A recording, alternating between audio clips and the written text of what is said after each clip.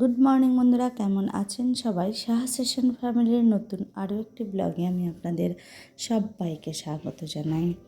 তো আজকে হলো সানডে আর মেয়ে বেরিয়ে গেছে অনেকক্ষণ, সকাল থেকে অনেকগুলো কাজ টাজ করে নিয়েছি আর এখন ব্রেকফাস্টটা করে নেব। এই বাড়ির থেকে কাঁচিপোড়া পিঠে পাঠিয়েছে আর মাসি বাড়ির থেকে গুড়, এটাই হচ্ছে আমাদের আজকে সকালের ব্রেকফাস্ট। তো গরম গরম হলে আরও বেশি ভালো লাগতো, কিন্তু একটু ঠান্ডা হয়ে গেছে। তো ব্রেকফাস্ট কমপ্লিট করলাম আর সাথে আর একটুখানি কিছু কাজও করে নিলাম আর চলে এসেছি রান্নাঘরে। আর আজকে রান্নাঘরে রান্না হবে আর মাছ। অনেক দিন ধরেই না আমাদের বাড়িতে আর মাছ খাওয়া হয়নি, আর আর মাছটা বিশেষ করে শীতের সময়টাই বেশি পছন্দ হয়, কিন্তু এবার একদমই আনা হয়নি। তাই আজকে বলেছিলাম যে আজকে আর মাছ নিয়ে এসো, চিকেন আজকে করব না। মেয়ের যদিও পছন্দের আইটেম হচ্ছে চিকেনের যে কোনো রেসিপি, বাট আজকে আর করছি না। তো এই যে আর মাছকে ভাজা বসিয়ে দিয়েছি আর এখানে জিরে গুঁড়ো, ধনের গুঁড়ো, টমেটো আর ছোট্ট একটা পেঁয়াজ আর এই শুকনো লঙ্কাটাকে না আমি একটু সেদ্ধ করে নিয়েছি আর তার সঙ্গে একটু গরম মশলা দিয়ে একটু পেস্ট করে নিয়েছি। এবার কড়াতে একটু জিরে ফোড়ন দিলাম, দিয়ে তার মধ্যে দিয়ে দেবো আলুগুলো ভেবেছিলাম একবার সেদ্ধ করে নেব, কিন্তু পরে আর সেদ্ধ করতে ভুলে গেছিলাম, তাই দিয়ে দিলাম এমনি করেই। তো মাঝে মাঝে এরকম হয়, মাঝে মাঝে সেদ্ধ করেও দিই। তো যাই হোক, আলুগুলো দিয়ে কিছুক্ষণ পরে একটু নাড়াচাড়া দিয়ে এর মধ্যে দিয়ে দেবো একটুখানি লবণটা দিয়ে তারপর আবার নেড়ে চেড়ে দেবো। আরও হ্যাঁ, এটা হচ্ছে গিয়ে এই যে নতুন যে ডিশগুলো কিনেছিলাম তারই একটা, এটা আজকে বার করেছি। আর এখানে যে পেস্টটা তৈরি করে নিয়েছিলাম সেটা এবার এটা দিয়ে দিলাম। আজকের আর মাছের ঝোলটা না একটু লাল হবে, তার কারণ কি জানেন? শুকনো লঙ্কার গুঁড়োতে একরকম লাল হয় আর শুকনো লঙ্কা বাটাতে একরকম লাল হয়। আর আরেকটা কথা বলি, যেটা হচ্ছে শুকনো লঙ্কার গুঁড়ো খেলে না শরীরের কিছুটা ক্ষতি করে, শুকনো লঙ্কা বাটাতেও ক্ষতি করে, কিন্তু তুলনামূলকভাবে গুঁড়োর থেকে কম ক্ষতিকারক হচ্ছে বাটাটা খেলে ক্ষতিটা কম হয়। তো যাই হোক, হলুদ দিয়ে আর একটুখানি নেড়ে চেড়ে দিয়ে এবার তার মধ্যে দিয়ে দিলাম জিরার গুঁড়ো আর ধনের গুঁড়োটা দিয়ে এবার আমি একটু ভালো করে কষিয়ে নিচ্ছি। এবার তেল ছেড়ে দিয়েছে আর তখন আমি দিয়ে দিচ্ছি জলটা একটু পরিমাণ বুঝে দিতে হবে। এই কড়াইগুলোতে কেন জানি না আমার মনে হয় জলটা কম টানে। তো যাই হোক, একটু ঢেকে দিয়েছিলাম আর ঝোলটা যখন ফুটে উঠেছে এবার তার মধ্যে দিয়ে দিচ্ছি, আমি মাছগুলো ঢেলে দিচ্ছি।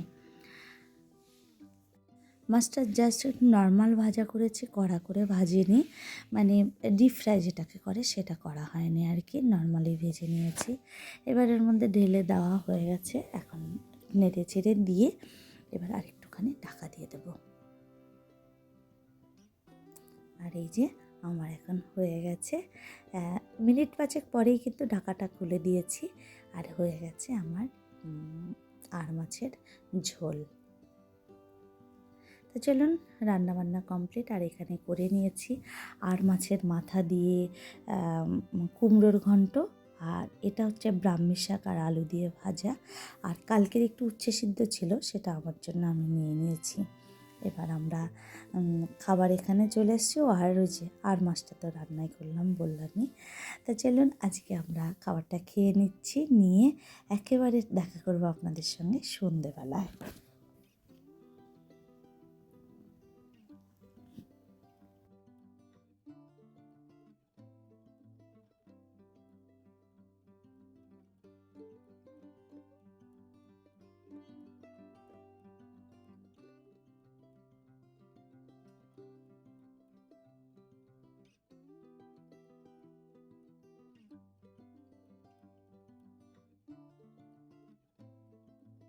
গুড ইভিনিং বন্ধুরা, চলে এলাম আবার রান্নাঘরে।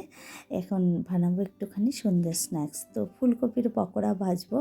তো আর মেয়ে হচ্ছে এখন গানের প্র্যাকটিস করতে করতে বসছে। তো আমি এখানে একটু চালের গুঁড়ো, একটু লবণ, একটু হলুদ, একটু চিনি আর কয়েকটা কাঁচা লঙ্কা কুচো করে দিয়েছি। আর এর সাথে দিয়ে নেবো একটুখানি ময়দা, দিয়ে আমি একটা ঘন ব্যাটার তৈরি করে নিয়েছি। আর ফুলকপিগুলো না একটুখানি সেদ্ধ করতে গেছি, কিন্তু সেদ্ধটা একটু বেশি হয়ে গেছে, আর একটু কম সেদ্ধ হলে ভালো লাগতো। তো যাই হোক, চলো এটা তৈরি করে নিই।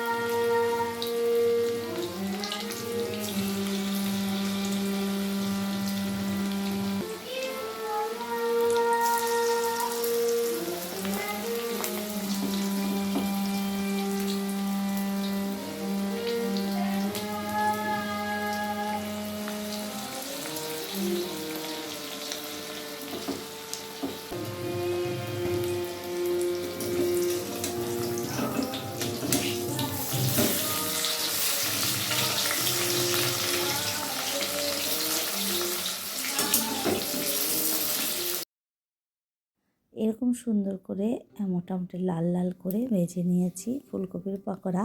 আর এর মাঝে আমি আরেকটা কাজ করেছি, কি জানেন তো, বেগুনি আমি ভীষণ পছন্দ করি, কিন্তু আমি বেগুনি ভালো তৈরি করতে পারি না। কেন হয় না আমি জানিই না। তো আমার ওর জন্য আমি কয়েক পিস বেগুন কেটে নিয়ে এসেছি, কিন্তু হলো না ঠিকঠাক করে। এই যে তাই বেগুনি ভেজে নিয়েছি। আর তার সঙ্গে আরেকটা যেটা করেছি, কয়েকটা লঙ্কাকেও আমি মানে একটু পকোড়ার মতন করে নিয়েছি। তার এই যে এখানে বেগুনি পকোড়া, আর হচ্ছে ফুলকপির পকোড়া, আর লঙ্কার পকোড়া করে নিয়েছি। আর আমার একটু গ্যাসের প্রবলেম আছে, তাই এটা খাবো, তাই মুড়িটা আমি নিয়ে নিয়েছি সাথে করে। মুড়িটা খেলে গ্যাসের সমস্যাটা একটুখানি কম হয়। তা চলুন এবার আমরা এটাকে এনজয় করি।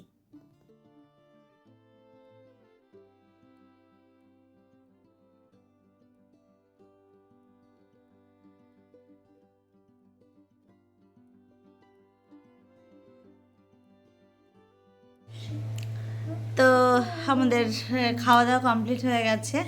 আমরা হচ্ছে 3 রকমের চপ ভেজেছি আমি, চপ না মানে পকোড়া টাইপেরই, যেটা হলো ফুলকপি, বেগুন আর মাঝখানে একটুখানি আমি দুটো লঙ্কা নিয়ে নিয়েছিলাম। তো এইগুলো পকোড়া করে নিয়েছিলাম, তো সেগুলো খাওয়া হয়ে গেছে। তো আজকের মতো ব্লগটা আমি এখানে রাখছি। তো আপনারা সবাই ভালো থাকবেন, সুস্থ থাকবেন, আর আমার ব্লগটা ভালো লাগলে আমার চ্যানেলটিকে সাবস্ক্রাইব করে আমার চলার পথের সাথী হবেন। আর আপনাদের কমেন্টের জন্য আমি ওয়েট করি, আর আপনাদের একটা লাইক পেলে আমার ভীষণ ভালো লাগে। তো tata, bye and good night.